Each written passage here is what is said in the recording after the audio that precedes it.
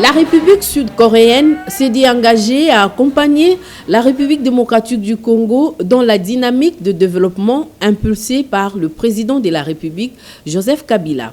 En étape de la matérialisation de cet engagement, le ministre du Développement rural, Justin Bitakwira, à la tête d'une forte délégation composée des partenaires et des experts congolais, a séjourné dans le Congo central.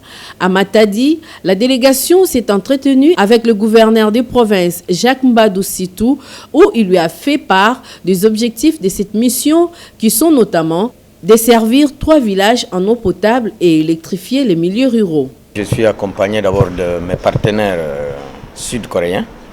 Nous exécutons 3 projets.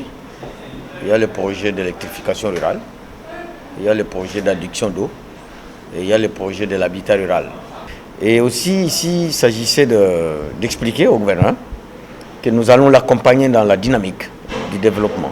Une nouvelle satisfaisante pour l'autorité provinciale qui reconnaît que sa province fait face à un faible taux en desserte en eau potable. Puis s'en est suivi l'étape des Sonabata. Ici, Justin Bitakwira a procédé à l'inauguration du bâtiment du centre de fixation rurale de l'ONG des familles rurales, une structure qui s'emploie dans la transformation agro-pastorale.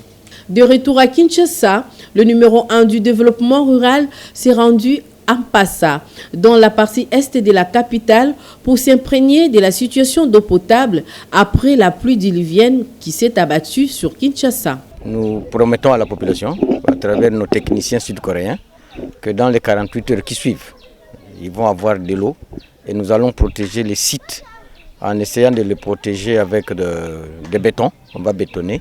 72 heures après son passage, l'eau jaillit à nouveau. Et c'est la joie qui inonde la population de ces coins de la capitale Kinshasa.